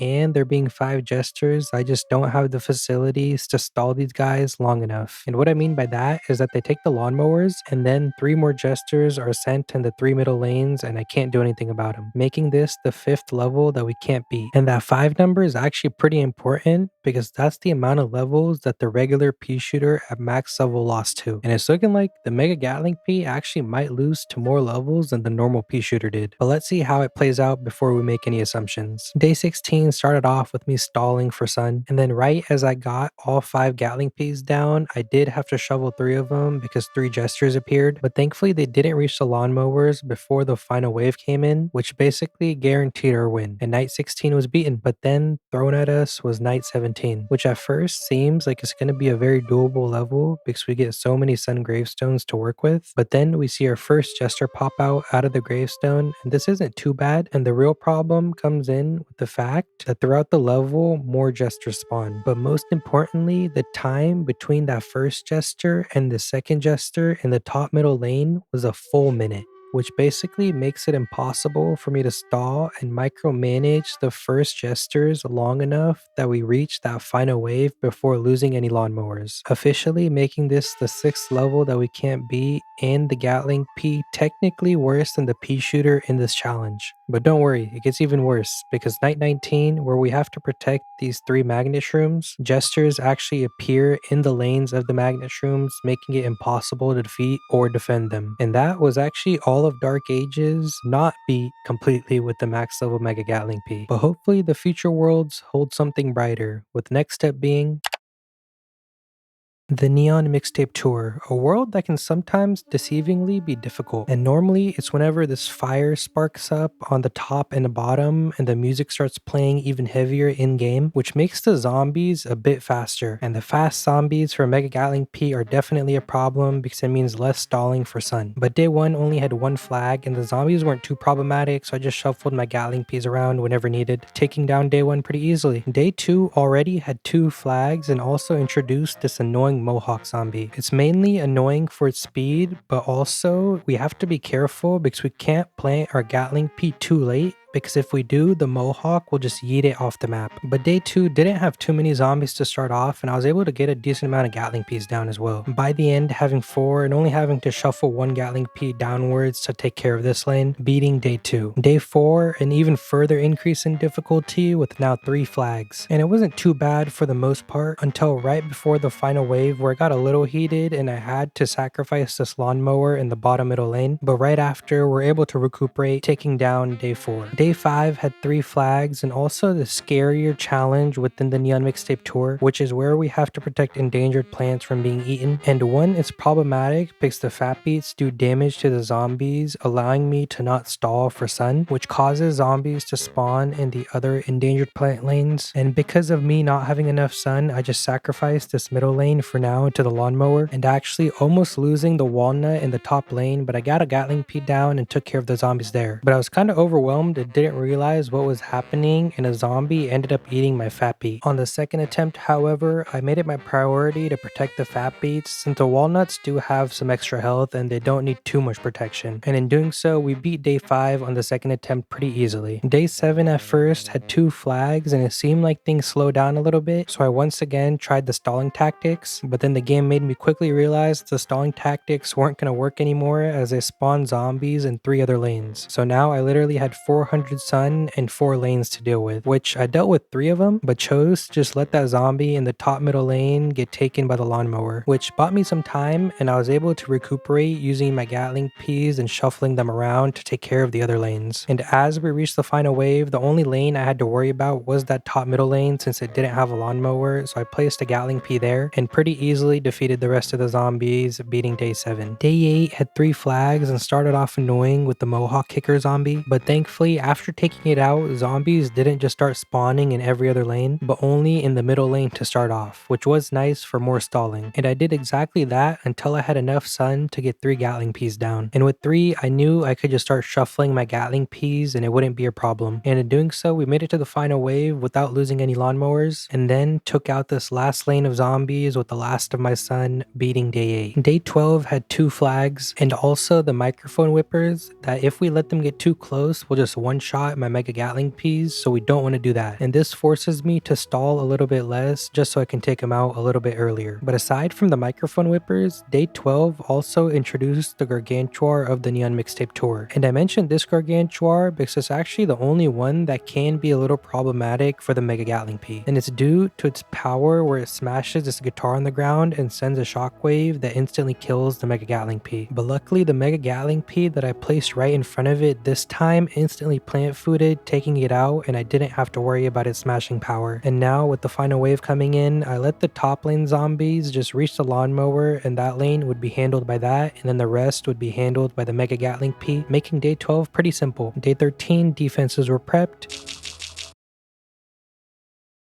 Day 15 at first seems nice because we have these 5 fat beats to support us, but if you remember the starfruit level from Far Future, it's kind of the same concept where the fat beats hit the zombies and make the next ones come in faster, which allows me to stall for less sun. But at the same time, it does work out as the first couple of zombies are just basic zombies and the fat beats are able to handle them themselves. We only had to start worrying when the cone heads started coming in, but then right after it got even worse as 3 bucket heads were sent in the other 3 lanes and I had to act quick, shoveling and replanting my Gatling Peas to the 3 middle lanes to take out the bucket heads. And if I hadn't done that, I definitely would have lost a fat beat and lost the level. And then there's also the microphone whippers that we have to worry about, and we have to take them out before they get too close to the fat beats. And carefully shuffling my Gatling Peas around, we were able to beat day 15 on the first attempt, defending the fat beat. Day 17 had 2 flags and nothing new was introduced either, so we're able to beat it pretty easily. Day 18 only had 1 flag, and once again nothing too threatening, making it an easy level. Day 20 hit us with a pump fake, as at first it seemed easy, but in the midst of me stalling, zombies appeared in 4 other lanes, and I only had enough sun for 1 more Gatling Pea, so I was having to quickly shuffle them around and barely got to all the zombies. And after beating those zombies, I let these ones stall out a little bit to collect some sun, because if I hadn't, the final wave would have been detrimental. And then as the zombies were getting closer, I shuffled them to the other lanes, taking them all out, and now within the final wave, we only had to worry about the middle 3 lanes, and they were all pretty easily handled, and day 20 was beaten on the first attempt. Day 21 though seemed like a little bit of a scary level as it had 2 flags and we had to protect these flowers from being trampled on. The flowers weren't too far forward, so we could stall for sun a little bit, but I did have to be careful as the zombies are faster than normal and I don't want to accidentally lose. And it got really scary here in the bottom middle lane as the kicker dancer zombies kicked forward a cone head almost right onto the flowers, but I was able to plant food my Gatling Pea, taking out all the zombies in that lane. And this level had actually gotten pretty bad as I didn't really have any sun and was still having to shuffle these 2 Gatling Peas around. And I thought I might lose in that top middle lane as my sun situation was looking detrimental and there was a Gargantuar approaching, but thankfully I was able to handle that top middle lane, and then after getting 1 more sun, I took out the Gargantuar lane as well, thankfully beating day 21 on my first attempt. Day 23 had 2 flags and introduced the arcade pusher zombies, and against weaker plants, those guys can be annoying, but against the Gatling Pea, they're even worse than the basic zombies as they're very slow and get annihilated instantly. We did have a bit of a close call in the very bottom lane as I almost didn't get a Gatling Pea down in time, but then I planted one and plant fooded it, taking out that entire lane. And by the time the final wave came in, we actually had 4 Gatling Peas down, a rare sight in this world, and we're able to take out all the zombies without a problem, defeating day 23. Day 24 at prep defenses.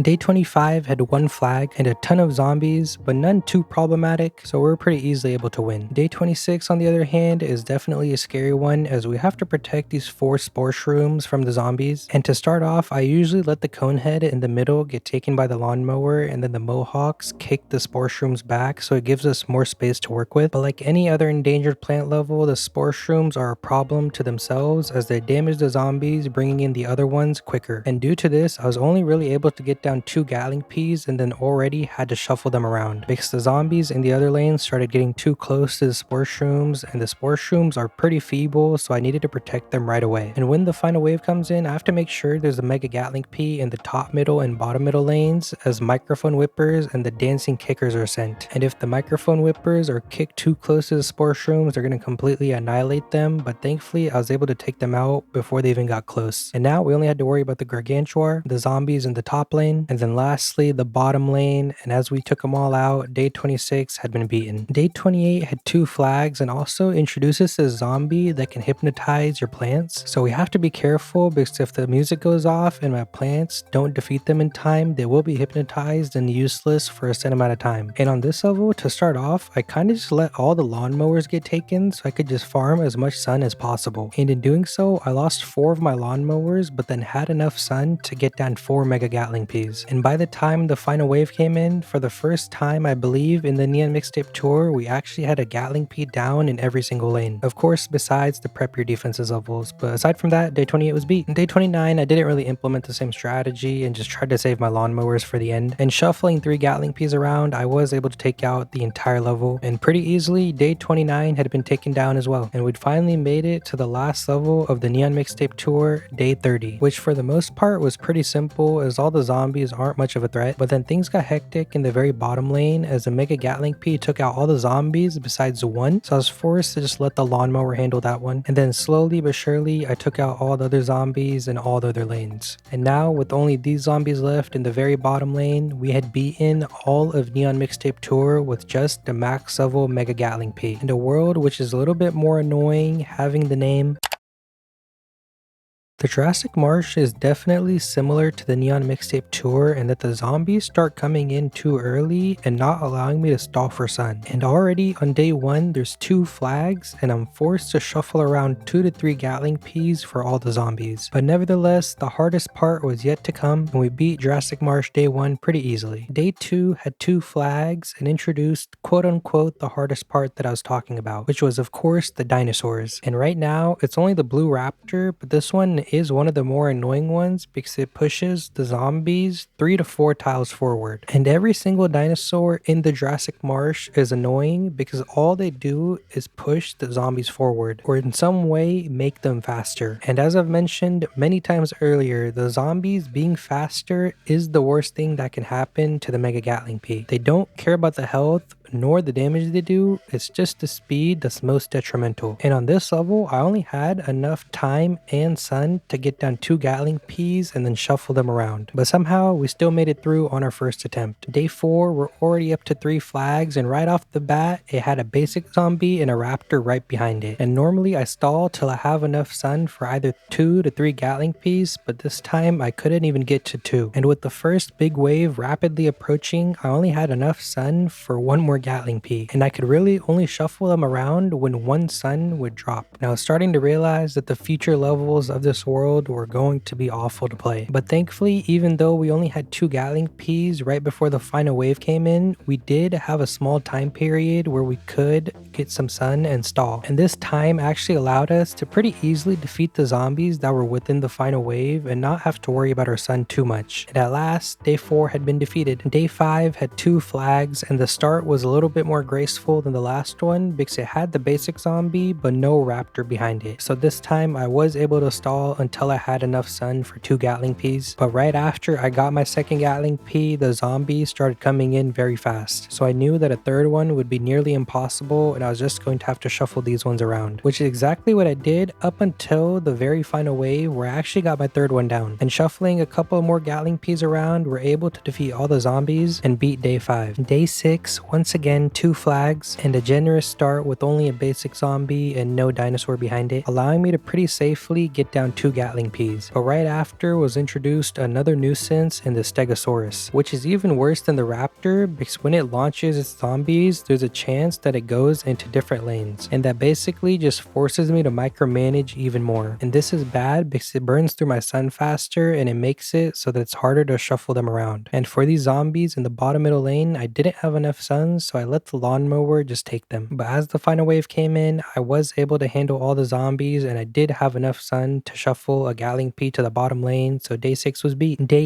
8 again had 2 flags, but this time it was a conehead followed by a raptor. And so the raptor kicked forward the conehead, forcing me to plant my Gatling Pea a little bit sooner than I would have preferred. And then even more annoyingly, 2 imps appeared, but each in different lanes. So I first planted a Gatling Pea in the top lane to take care of that imp, and then right after, as I got a sun, I shoveled that Gatling Pea and placed it in the bottom lane to take care of that imp. But as I got done with that, zombies appeared in 2 lanes that didn't have a Gatling Pea one more time. But since they weren't imps and they were a bit slower, I chose to just stall a little bit to collect some sun. And then as they got near the end, I planted a Gatling Pea to take out the bottom lane, and then another Gatling Pea in the top middle lane to take out that conehead. And though the final wave brought in a lot of dinosaurs, I did have 3 Gatling Peas going to work, and they were were pretty easily able to handle the rest of day 8. Day 10 had 3 flags and a basic zombie with no raptor or stego behind it, so once again I took the chance to stall for sun, and then 2 more zombies appeared in 2 different lanes, and then once again I was stalling for even more sun. And while the first big wave was approaching, I was able to get down my 3rd Gatling Pea with no problem. But then as the final wave was about to come in, we were introduced to a new dinosaur, the pterodactyl, who isn't necessarily too bad because it's basically like the dynamite zombie in the Wild West, and can only be a problem if you're not looking at the screen and the zombie somehow eats the Gatling Pea. But since this fossil head was the last zombie left and there's no way for it to beat us, it basically beheaded itself, and day 10 was beaten pretty easily. Day 11 had 2 flags and annoyingly started off with an imp, and the imp start, even though they don't have too much health, they are more annoying than the basic zombie because they're much faster. The game throwing the imp at me is basically the same thing as a basic zombie with a raptor behind it, and due to this atrocious start, I was forced to just shuffle around my 2 Gatling Peas over and over again throughout the entire level. But there was a good thing about this level, and it was the fact that the only dinosaur in it was the pterodactyl, so I didn't have to worry about the raptor or the stegosaurus pushing the zombies forward, and only had to strategize for the zombies being carried by the pterodactyl. And in doing this, we beat the last 2 zombies in the bottom lane, and then the other 2 walking backwards beheaded themselves, and day 11 was beat. Day 6 had a nice start with only a basic zombie, but it had 2 flags and the challenge that we couldn't lose more than 6 plants. And I had to make sure that I was stalling to the best of my abilities, because if y'all remember, shoveling a Gatling Pea actually counts towards me losing a plant. Thankfully, this level was actually very short and I didn't have to shovel too much, and by the end I had 3 shovels left and it was the final wave. And with this last gargantuar being taken out by my Gatling Pea, we had 2 shovels left and day 12 had been beat. Day 13 had 2 flags and an annoying start with the stego and a basic zombie, which got launched, forcing me to place a Gatling Pea to take it out, and then even more annoyingly, 2 imps were introduced in 2 different lanes, but thankfully the stego launched one of them into the lane that already had a Gatling Pea, so I only needed to plant 1 more Gatling Pea to take out the other imp. But then this activated the first big wave, bringing a zombie into every single lane, which is when I had to start shuffling my Gatling Peas around, but then the stegos were again being annoying and launching the zombies into other lanes. But somehow the pace that we're getting the sun from the sky was good enough for me to shuffle the Gatling Peas perfectly to take out all the zombies without losing a lawnmower. And taking out this last lane of zombies with my Gatling Pea, day 13 was defeated. Day 15 had 2 flags and we had to protect these 2 endangered primal walnuts in the middle, and the only dinosaur in this level seemed to be the raptor, which truthfully wasn't too overwhelming. But then some pterodactyls came in into the final wave, but by then we'd already defeated all the zombies and successfully protected the primal walnuts. Day 17 had 2 flags and I stalled the first zombie for a pretty long time, but then 2 zombies came in before I even defeated that one, so I had to just take it out. And then right after getting my second Gatling Pea down, zombies were sent into basically every lane, and I was once again being forced to only use 2 Gatling Peas and shuffle them around wherever needed. Aside from Lost City and the Dark Ages, so far Jurassic Marsh was definitely the most annoying world, because for example on this level I was micromanaging so much that I only had 1 Mega Gatling Pea left by the end. But even so, day 17 was defeated. Next up was day 18, which had 3 flags and very annoyingly sent 2 zombies to start off in 2 different lanes. And I think that's actually the first level that we see that in, where 2 zombies are sent in as the first ones. But then right after was introduced the most annoying dinosaur of the Jurassic Marsh, which is the T-Rex. And what the T-Rex does is basically mega speed boost the zombies that are in its lane. And for the Mega Gatling Pea, this is literally the worst thing besides the shovel and the jester zombies. And for some reason, the game doesn't go easy with the T-Rexes, as they're sent in literally in 4 of the 5 lanes within the final wave. But my strategy here was blocking the lanes that didn't have lawnmowers with Gatling Peas and then letting the other 2 just get taken by the lawnmowers. And in doing so, the only zombie that was left in a lane without a lawnmower was this fossil head, which I just placed the 4th Gatling Pea down and took it out, somehow beating day 18 on the first attempt. Day 21 has 3 flags and started off with the new zombie, which was the caveman zombie. And this zombie isn't too bad as it's really slow, and even though it's tanky, the health doesn't really mean anything against the Gatling Pea, so it's a good zombie to stall sun against. But of course the game wasn't going to let me do this, and it sent T-Rex with 2 bucket heads in the top middle lane, so I had to take care of them immediately. But then 2 more T-Rexes and the 2 lanes under it were sent. So I quickly shuffled my Gatling Peas around to take care of them, but then the caveman was getting too close, so I had to beat that guy as well. And for some reason, the T-Rex in the middle lane would not go away, so I had to keep a Gatling Pea down until it did. And this basically forced me to just shuffle that one Gatling Pea around for all the other lanes. But then thankfully, as the second big wave came in, that T-Rex in the middle lane went away, and I was able to shuffle my Gatling Pea in the middle lane upwards. But in the process of doing this, I did lose the lawnmower in the very bottom lane, but I saw this as a good opportunity to stall for more sun, so I let the bottom middle lane take the lawnmower as well. And this had put me in a place where I had enough sun for 3 Gatling Peas, and within the final wave came in 2 more T-Rexes, but my first job was just placing Gatling Peas in the lanes without lawnmowers. And this worked out perfectly, as the last zombie left was the one in the very top lane, and I let it just walk to its demise straight into the lawnmower, beating day 21. Day 22, I finally got a break as I prepared defenses.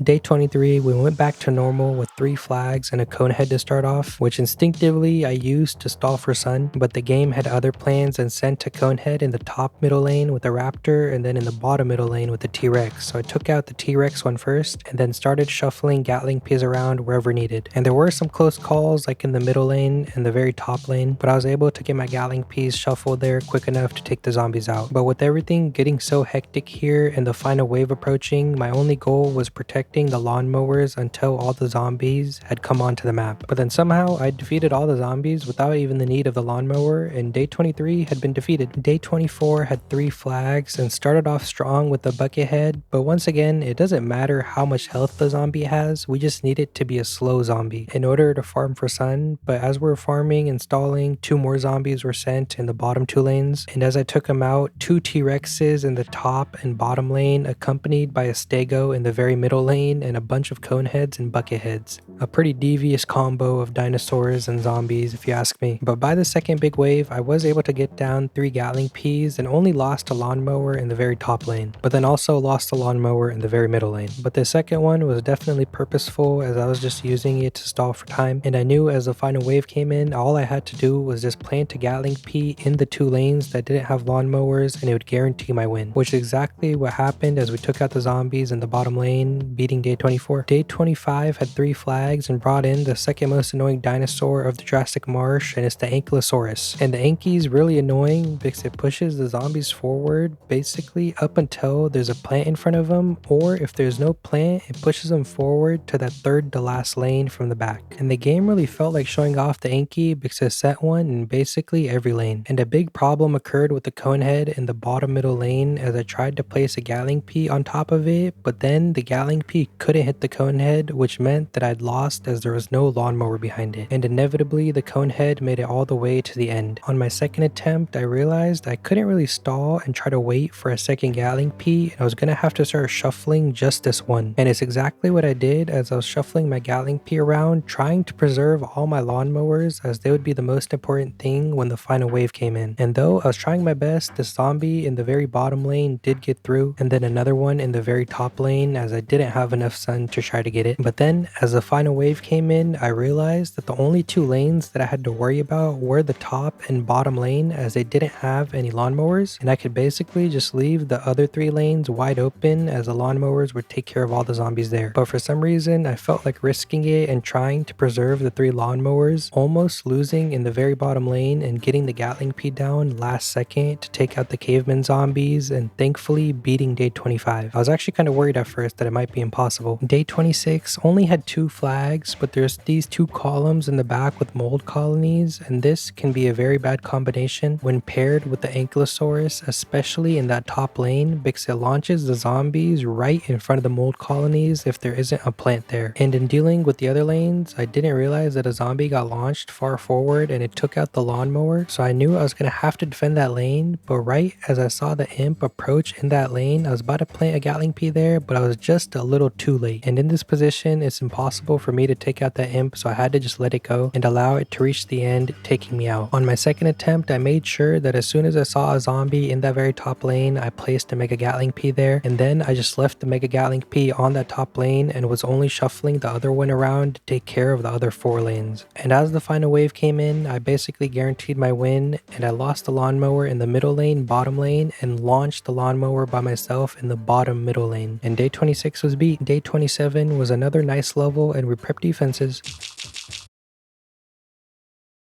Day 28 had 2 flags and started off with 2 basic zombies accompanied by a blue raptor right behind one of them, and like usual this forced me to only shuffle 2 Gatling Peas around, and with an awful sun situation I'd sacrificed a lawnmower in the bottom middle lane, but with that day 28 had been beaten, and now we're on the last level of the Jurassic Marsh, which had 4 flags and very annoyingly started off with an imp in the middle lane. Installing as much as I could, I took out the middle lane imp, but then 2 more were sent in the lane above and below. But then a couple seconds later, the first big wave was sent in, sending a zombie in every single lane. And from this point on, I knew that I was gonna have to just use the 2 Gatling Peas once again. But thankfully, the dinosaur situation for the most part wasn't too crazy, and shuffling the Gatling Peas around wasn't too hectic either. And we actually pretty easily got to the final wave where we saw our first annoying dinosaur in the T-Rex. But right as I saw it, I shuffled my Gatling Pea upwards and took care of that lane, with now only the lanes that didn't have any dinosaurs and only zombies in it. And with that, all of Jurassic Marsh had now been beaten using only a max Mega Gatling Pea. But contrasting to the Jurassic Marsh, we're now going into a very slow world named...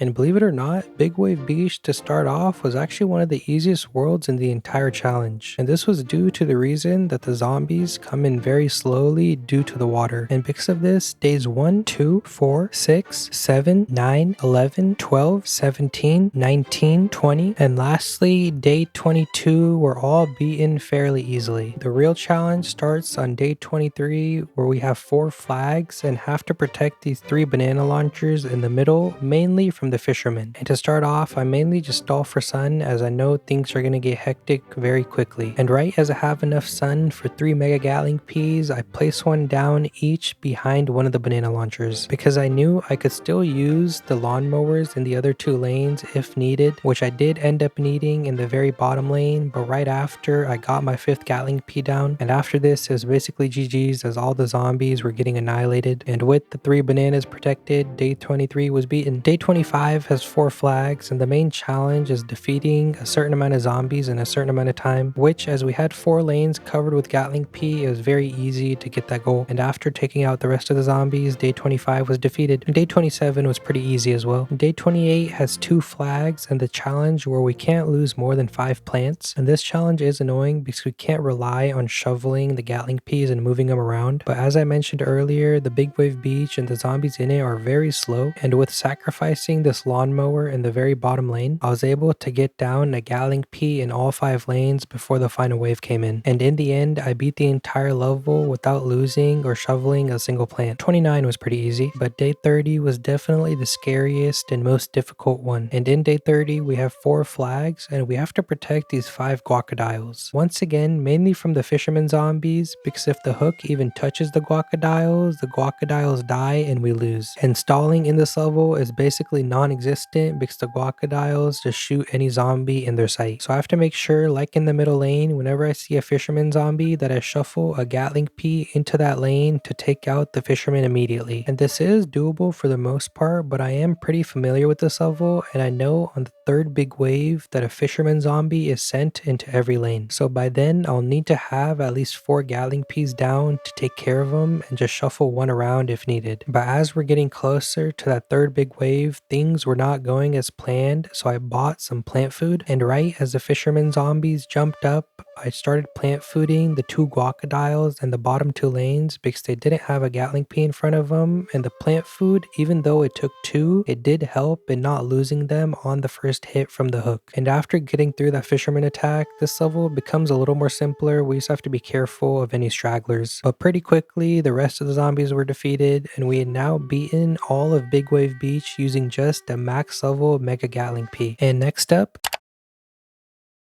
modern day, which usually isn't too bad of a world for these max level plants, but for the Mega Gatling Pea, there are some atrocious levels because they bring back the shovel and jester zombies. But day 1 doesn't, so it's beaten pretty easily. And same with levels 2, 4, and 5, but level 7 is a little different as it has 4 flags and also spawns in a Dark Ages portal in that top middle lane, and of course comes out of it the Jester zombie. And at first, this seems really bad, but I do know that most of the times, the portals only spawn 3 zombies. So my main focus here was to try to stall out the Jesters and that imp until that 3rd Jester came out, and then I would let the lawnmower go, and perfectly, I was able to plant a Gatling Pea, and then the Jester took the lawnmower, beating all 3 Jesters at once. But that wasn't the end of it, as the final wave brought in a horde of zombies and also another Dark Ages portal that instantly spawned a Jester. But it seemed like this portal was spawning in the zombies a little bit faster, and I wouldn't even need to stall them, which is exactly what happened as I placed a Gatling Pea to stall. But even if I hadn't, the zombies would have been taken out by the lawnmower anyways, and somehow we'd beaten day 7. And afterwards, day 10 and day 11 were beaten pretty easily, but then day 12 introduced another problem, the shovel zombie. But not only the shovel zombie, because in the top 2 lanes, the chicken wranglers were sent in. And very unluckily, a shovel zombie had taken the mower in the middle lane, and then a stego in the very bottom lane launched another shovel zombie perfectly into the middle lane. But that's not how I even lost, because a zombie reached the mower in that top lane, releasing the chickens, and then the chickens were the ones that took me out instead of the shovel zombie in the middle lane. But that wasn't even the worst part, as on my second attempt, I realized this level was also impossible to beat with just the max level Mega Gatling Pea. Because at first it seemed simple enough and we only have to stall these 2 shovel zombies, but then you realize that the shovel zombies actually come in 3 different waves. And comboed with the chicken wrangler and also not having the help of gold tiles from Lost City, this level is impossible, mainly due to the reason that we just don't have enough sun, making this the 8th level that the Gatling Pea couldn't beat. Day 15 on the other hand, we had to defend these 2 primal walnuts in the middle, and honestly it wasn't too difficult. Same with days 17, 18, 20, 21, and 23, but day 24 on my first attempt we ran into a problem, which was this football zombie in the middle lane that I didn't really bother taking out and just let the lawnmower handle it for now. But then in a very unlucky turn of events, as the final wave was approaching, I got my last sun for a 4th Gatling Pea and I placed it in that top lane, but then I quickly realized there was an all-star approaching in the middle lane, but I didn't have enough sun, so I quickly tried to shovel and get sun, but it reached the end before I could do anything, making me lose on my first attempt. On the second attempt, however, I handled business. And then day 26, though I lost a lot of lawnmowers, it was beaten pretty easily. And day 29 was even easier, but day 30 is a bit of a problem as we have to protect these flowers in the front for being trampled on. And of course, it exists the all-stars in the level, but then I realized that we had access to a minecart like we did in Wild West, and also all the coins that we'd saved up throughout the entire challenge. And the time had come once again for me to plant food my Gatling Pea and move it up and down the minecart as rapidly as I could. And in doing this, literally not a single zombie stood a chance, besides maybe the imps that made it past as they were thrown by the gargantuars. Some all-stars did get shockingly close, but none ever made it completely to the flowers. And taking out this last imp in the top lane, day 30 was defeated. And now we're on the last level of the entire challenge, modern day 31, which does have 2 jesters, but they're literally in different lanes so the lawnmowers easily handle them. And aside from that, the level's beaten pretty easily. And that means that the challenge had finally been completed and the max level Mega Gatling Pea officially lost to